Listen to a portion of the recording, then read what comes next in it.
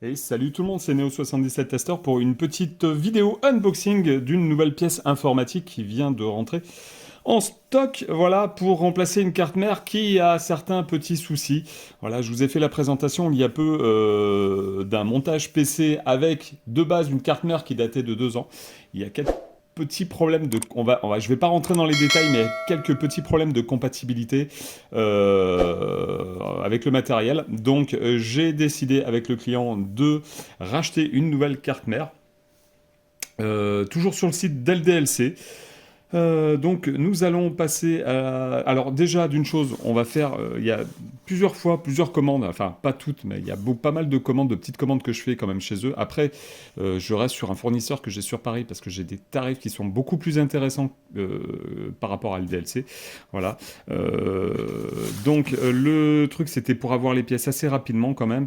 Donc là je suis très satisfait de la part de LDLC. Avant, c'était un peu plus longuet. Là, c'est arrivé par Chronopost. Donc, ma factrice me l'a amené gentiment ce matin. Aucun pet, aucun choc, aucun truc. Elle sait que je suis un petit peu embêtant par rapport à ça. Après, je sais que elle y est pour rien.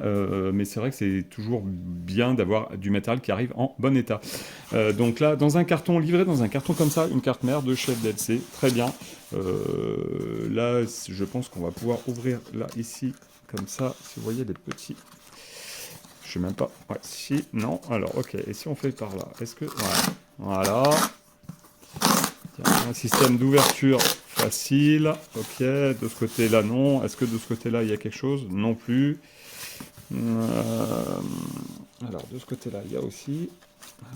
Ça ne marche pas. On va passer ça comme ça. Hop, excusez-moi si j'ai fait bouger la caméra. On va mettre ça comme ça. Et donc là... comment je fais?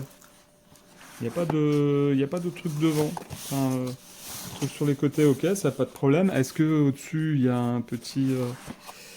Non, d'accord. Donc on va... Voilà, allez hop. Voilà, hop. Excusez. Et voilà, hop. Donc, cette carte mère n'est autre que la... Alors, une Asus. Là, on est passé de chez MSI à Asus. Je fonctionne la plupart du temps avec Asus. Alors, oui, il y a des fois, certains me diront qu'il y a il y a des bugs, il y a du défaut matériel de chez Asus, etc. Que Asus, c'est plus ce que c'était, etc. J'ai toujours pris Asus. J'ai eu une fois effectivement un problème sur une très vieille carte mère il y a moins 10 ou 15 ans. Alors ça a été un petit peu problématique. Je ne sais plus où je l'avais acheté, avec le site où je l'avais acheté. Comme quoi c'était pas repris en garantie, je sais pas quoi. J'ai contacté Asus qui m'ont sorti. Donc si vous avez des problèmes avec des vendeurs internet, Top Achat, DLC, Cdiscount, etc. Contactez le fournisseur, de toute façon, eux, ils sont là pour vous aider. Si la carte mère est sous garantie, ils feront toujours le nécessaire. Et ils vous sortiront toujours le texte de loi par rapport à la vente sur Internet. Il y a des lois, hein, donc ils sont obligés, les vendeurs Internet, que ce soit Top Achat, DLC, Cdiscount, etc., etc., à suivre cette loi. Donc j'ai réussi à me faire remplacer la carte mère sans trop de difficultés grâce à Asus. C'est pour ça que je continue à prendre du matériel de chez Asus.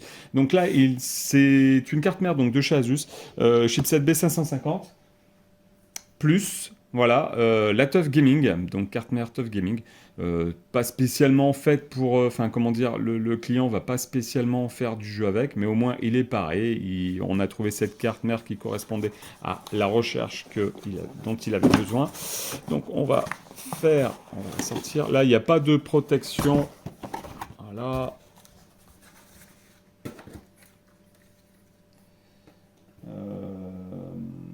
D'accord, et là il y a le bon de livraison dans le carton. Parfait, on met ça par terre, on revient ici. Donc, on va faire le petit tour. Donc voilà, TUF Gaming B550+, tac, de ce côté aussi, il y a Laura Sync de chez Asus. Voilà, petit descriptif dans multilangue. On va faire hop, une petite visu de derrière. Back panel, tac tac, USB, Ethernet, audio features, tac.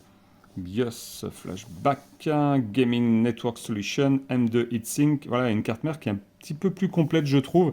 Alors, effectivement, celle-ci, quand même, voilà, c'est assez récente, donc normalement, il n'y aura pas de problème là-dessus. Allez, un petit zoom. Tac, voilà. De toute façon, on va déballer tout ça. Tac, tac. Alors, hop, tac, voilà. On revient comme ceci. Alors, Alors par contre, déjà d'office, vous voyez, là je trouve que c'est quand même un peu plus protégé que sur la boîte de chez MSI. La carte est un peu mieux maintenue. Hein, on le voit, il y a des petites cales là, ici, là, voilà, là, même devant, etc. Donc c'est plutôt bien vu de la part de chez Asus. Ça, voilà, ça protège encore mieux la carte. Alors, on va essayer de l'enlever. Ah, même là, c'est vraiment tip top. C'est vraiment tip top, il n'y a quand même pas à dire. Alors, hop, voilà. On va la mettre de côté pour l'instant. Donc elle est dans son film plastique électrostatique. Donc là, elle ne risque absolument rien. On va enlever tout ça. Tac, alors là, est-ce qu'on peut enlever cette partie-là? Ouais, voilà. Attends, on va la glisser comme ça. Donc le contenu de la boîte est un petit peu succinct quand même. Voilà. Donc là, nous avons des détrompeurs, enfin comment dire, pour installer le SSD M2. Nous avons deux câbles SATA avec un câble coudé. Enfin, un des câbles coudés, une des connectiques coudées. Là, c'est encore pour du M2, ça j'ai l'impression. Ouais. Ok, nous avons 3 sachets. Là, il y a quoi dedans? Ah, un petit pad thermique, je pense, ou autre. Nous avons l'IO-Shield, donc la plaque arrière, voilà. Nous avons ici un petit descriptif motherboard layout, ok. Voilà, petit papier, donc Top Gaming B550+. Nous avons les petits papiers habituels de chez Asus, hein, Technical Update, etc. Donc c'est tout. Alors, cherchez pas à comprendre, hein, c'est marqué tout en anglais. Là-dessus, il n'y a pas de... Voilà. Là-dessus, il n'y a vraiment pas de français. Je vais vous montrer les trucs à la fin. Alors, attendez, je vais quand même faire le trait un petit peu. Oh, nous avons, hop, des petits autocollants. Voilà, ça c'est original. Enfin, ouais, c'est sympa, original. Bon, après, voilà. Nous avons le certificat de... je savais même pas qui faisait ça. Certificate of Reliability. Voilà, ok. Donc ça, je pense que ça concerne un petit peu les normes des condensateurs, etc., etc. Nous avons encore ici Asus Web Storage. Et nous avons encore un petit papier, là, un petit dépliant ici. Clac, clac, clac. Ça, on a vu. Et nous avons aussi donc, le guide d'utilisateur. Donc là, User Guide. Donc uniquement... Alors par contre... Ouais, alors par contre, c'est un petit peu dommage. Il est uniquement en anglais. Alors que chez MSI, de ce que j'avais vu, il y avait quand même le multilangue. Il faut quand même le préciser. Donc là, ils se sont pas foulés. Il y a le CD des pilotes. Ah, pardon, je ne l'ai pas montré. Le CD des pilotes. Et donc le guide d'utilisateur, en fait, est uniquement en anglais. Il n'est pas multilangue. Après, il faut savoir que sur le site de chez Asus, vous avez en fait... comment dire? Vous avez en fait toute la documentation en PDF. Donc ça, là-dessus, il n'y a pas de problème. Voilà, donc on va remettre là les petits papiers qu'il y a là, si vous ne les avez pas vus. Voilà, Certificate of Reliability. Là, nous avons une petite plaquette d'autocollant, je le remontre. Voilà, ça, il n'y a pas de souci. On va passer à la carte mère. Alors, on va pousser ça un peu au fond, sans essayer de tout casser. Clac, et là, hop, voilà. Alors, la carte mère. Alors,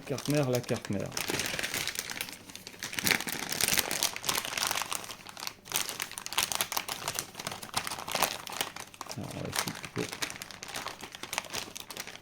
Tac, allez, c'est parti.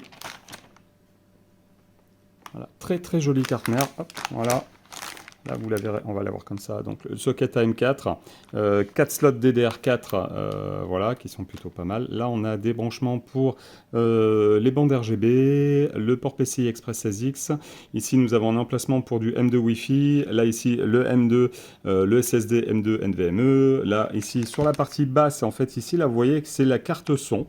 Voilà, et en bas, donc toujours en bas. Attendez, on va essayer de voir comme ça en reculant. L'audio front panel, à moins que ça soit celui... Non, ça, c'est pas celui-là. Ça, c'est le port de communication, donc le port com. Hop, on va essayer de la maintenir sans faire de bêtises. En bas, nous avons ici les branchements pour le bouton Power, la LED, le Power LED, Reset Switch, HDD LED aussi. Là, les prises USB. Là, ici, de ce côté-là, nous avons 6 ports SATA 3. 6 gigabits. Par contre, il manque un truc que j'ai pas vu. Je le vois pas là. Touc, touc, touc, touc, touc, touc, touc. Il est où? Port USB 3, 3.2, gêne. Là, ici, c'est là. Donc, ce petit branchement ici, là, en fait, il suffit de brancher les nouvelles connectiques, en fait, pour avoir l'USB 3 minimum sur le panneau avant de votre tour, voilà, de votre boîtier. Donc ça, c'est plutôt pas mal. Ici, nous avons donc le 24 broches pour l'alimentation de la carte mère. Et au-dessus, alors hop, on va ravancer un peu. Voilà, ici, alors, on va essayer de la tourner un petit peu comme je peux, comme ça. Ici, nous avons donc l'alimentation 8 broches pour le CPU. Nous n'avons rien d'autre de supplémentaire. On va voir, je vais vous montrer le bac, le truc de l'IO Shield. Voilà, on essaie de pas trop triturer la carte mère, entre guillemets. Tac, tac, tac. Alors, voilà. Alors, tac, tac, tac. Nous avons prise USB. Là, nous avons alors un petit bouton. Je ne sais pas pour l'instant à quoi ça sert. Et prise USB type C, RJ, un RJ45. Je crois que si je me trompe pas, c'est jusqu'à 2,5 gigabits. 4 ports USB 3, 2 ports USB 2, la carte son avec petit branchement orange, bleu, vert, rose, etc. Ça c'est pour si vous avez plusieurs haut-parleurs, un kit 2 points, 5 points ou peut-être plus. Nous avons ici prise optique. Et ici nous avons donc prise DisplayPort et prise HDMI. Petit détail, vous avez sur une carte mère peut-être que... normalement, quasiment tout le monde le sait, mais c'est vrai qu'après, chez AMD, c'est un peu... Pour moi, c'était instinctif, parce que je prends que du Intel, je n'ai jamais pris AMD. Là, c'est pour un client qui voulait du AMD, donc voilà. Malgré le fait que vous ayez une prise DisplayPort, VGA, DVI, DVI, HDMI ou autre, il faut savoir une chose. C'est une carte mère, et normalement, dites-moi si je ne me trompe pas, mais normalement, il n'y a pas de contrôleur graphique intégré à la carte mère. C'est le processeur qui intègre ou non un GPU dans le CPU. C'est-à-dire que dans votre processeur, ici, vous avez le CPU et vous avez des fois une partie de ce CPU avec une puce supplémentaire GPU qui gère l'affichage de votre écran. Et ici, donc la prise DisplayPort et HDMI vous servent uniquement à brancher votre écran. Ne croyez pas que vous avez forcément une carte graphique intégrée à la carte mère. Voilà. Donc ça, c'est petit détail. Après, entre nous, je vous avouerai qu'il est toujours, pour moi, mieux d'avoir une carte graphique séparée, dédiée, si au cas où vous avez besoin de quelque chose d'un petit peu mieux. C'est pas avec... alors, à part les gros processeurs de chez AMD, je crois que les gros processeurs de chez AMD ont des puces graphiques qui sont quand même assez performantes pour faire un petit peu du jeu sans avoir une carte graphique à côté. Donc ça, je trouve que c'est plutôt pas mal. Mieux en tout cas que du côté de chez Intel, en tout cas. Moi, je sais que j'ai encore un vieux Pros, là, j'attends encore un petit peu pour changer de configuration. J'attends la nouvelle, vraiment pas les RTX 4080, mais la série 5 des RTX pour vraiment changer de configuration et reprendre plus tard une grosse config. Chez Intel, c'est rarement le cas, c'est plutôt du Intel Graphics, etc. qu'ils ont, juste vraiment pour faire de l'affichage au niveau de l'écran, c'est tout, et non pas pour faire du jeu, même si vous pouvez en faire un tout petit peu quand même. Voilà, en tout cas, la carte mère en elle-même est très très sympathique. Voilà, donc je vais monter tout ça, et puis mettre une carte graphique, et puis installer un petit Windows 11, et puis voilà, et puis tout le nécessaire pour le client, en espérant qu'il soit satisfait. Voilà, je vous remercie de m'avoir suivi. Donc c'était l'unboxing de la carte mère Asus TUF B550 plus gaming. Elle n'a pas le Wi-Fi intégré, celle-ci. J'espère que la vidéo vous aura fait plaisir. Je vous remercie en tout cas. Abonnez-vous si vous découvrez la chaîne. Lâchez le petit pouce qui va bien. Et surtout, partagez sur vos réseaux sociaux. Et et activez la cloche de notification si vous vous abonnez pour être au courant des dernières vidéos. Voilà, je vous dis à la prochaine. Salut, salut!